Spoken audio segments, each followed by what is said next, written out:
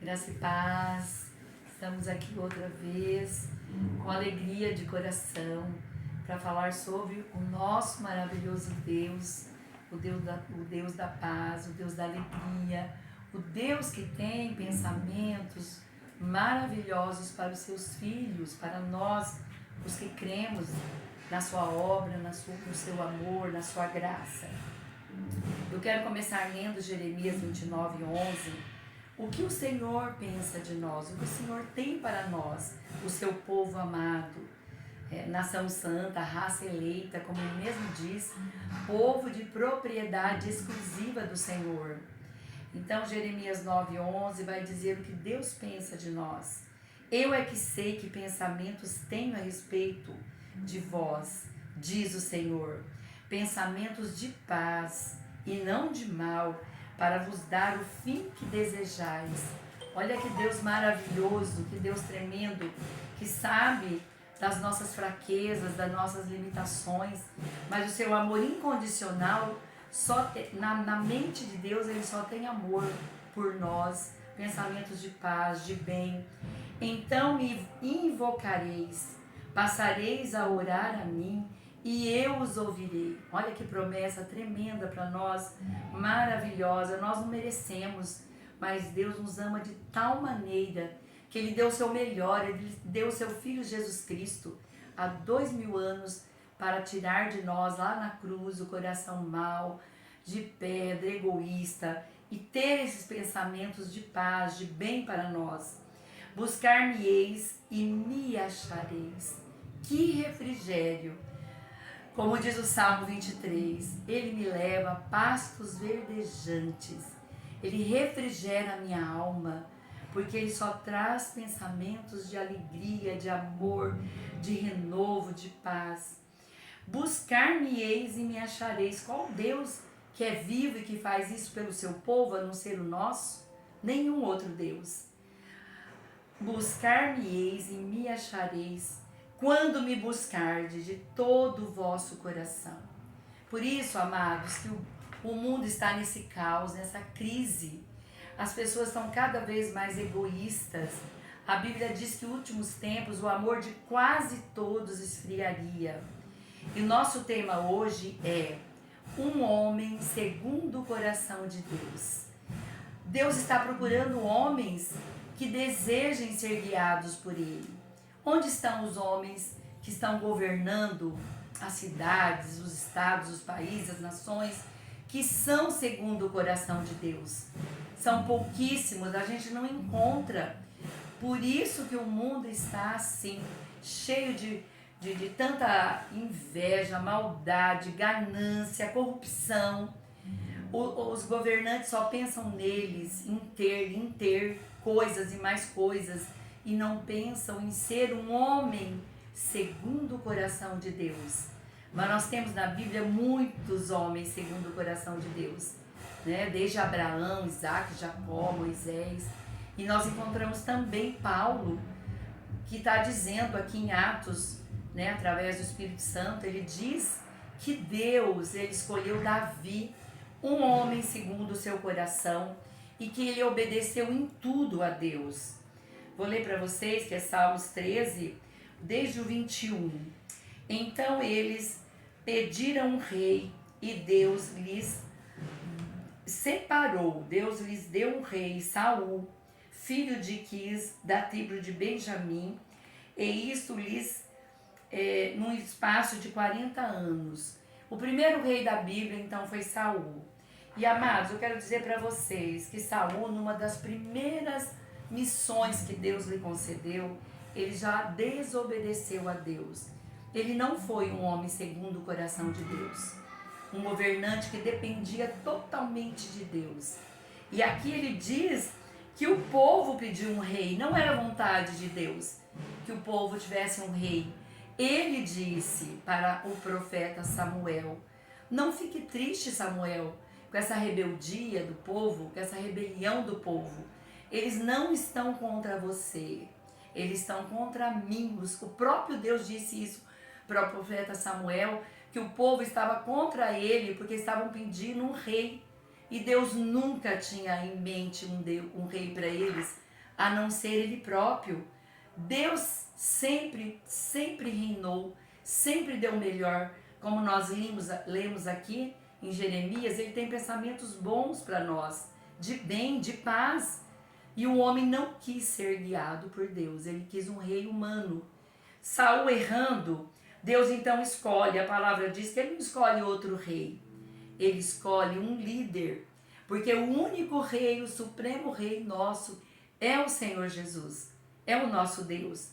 Então a palavra de Deus diz lá que ele escolheu um líder no lugar de Saul, que desobedeceu às ordens de Deus. E Davi foi chamado como no 22, e tendo tirado a este, a Saul, que desobedeceu a Deus, levantou-lhes o rei Davi, do qual também, dando testemunho, disse, o próprio Deus disse, achei Davi, filho de Jessé, homem segundo o meu coração, que fará toda a minha vontade. Irmãos, os casamentos estão, cada vez mais terminando, acabando por coisas muito pequenas, por falta de um amor incondicional, porque Deus nos ama incondicionalmente, nós não merecemos nada, mas os casamentos estão assim pela ganância, pelo egoísmo do coração humano. O Senhor quer que o homem, o esposo, o marido, seja um homem segundo o coração de Deus.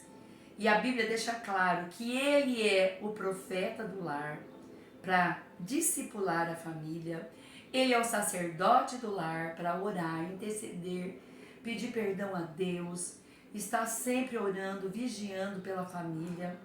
A Bíblia diz que o homem é o cabeça da esposa, como Cristo é o da igreja. Aonde está isso? Vamos lá ver? Então, a Bíblia é muito clara aqui em Efésios 5, eu vou ler do 22. As mulheres sejam submissas aos seus próprios maridos, como ao Senhor. Também se toda esposa fizer bem seu papel de ser submissa ao seu esposo, ele certamente será um homem resolvido, feliz, porque o marido é o cabeça da mulher, como também Cristo é o cabeça da igreja. Sendo este mesmo salvador do corpo da igreja.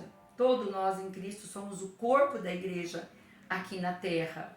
Como, porém, a igreja está sujeita a Cristo, assim também as mulheres sejam em tudo submissas aos seus maridos. Mas o marido tem uma missão muito maior.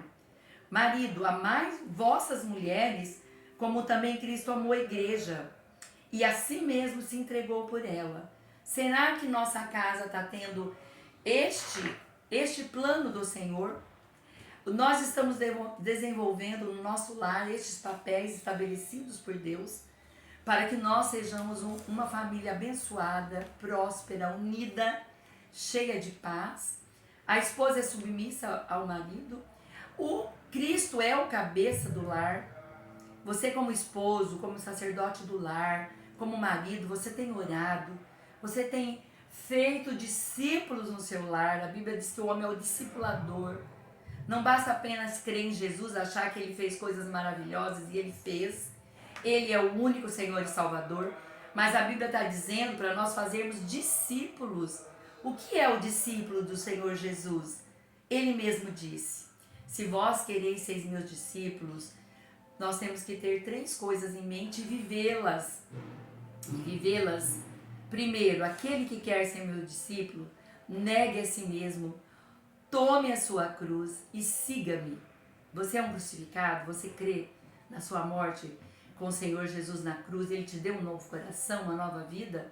Então você é um discípulo que quer fazer a vontade dEle, você deseja ser um homem segundo o coração de Deus. Nós precisamos, amados, interceder pelas nações, pelos governantes, para que eles creiam, recebam a Jesus como Senhor e Salvador, para que eles obedeçam a Deus totalmente alegres, nem olhando para a esquerda, nem para a direita, esquerda, para outras coisas que distraiam-nos aqui nesse mundo, mas fazendo a vontade de Deus, Porque para ser um homem segundo o coração de Deus, precisa ganhar um novo coração, uma nova vida, a vida de Cristo. E o Senhor só tem o que a respeito de nós? Voltando lá para o início, Jeremias, pensamentos de bem, pensamentos de paz para nós, para nos dar o fim que desejamos.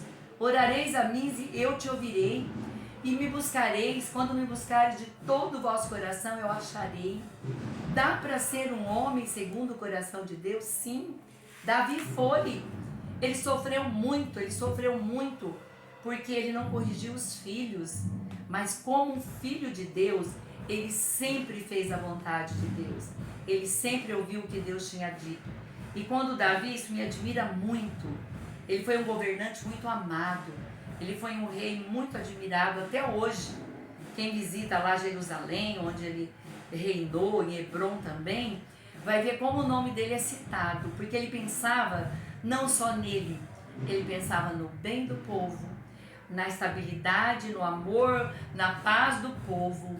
Ele queria fazer o melhor pelo povo e ele sempre priorizava Cristo na vida dele, sempre priorizava Deus.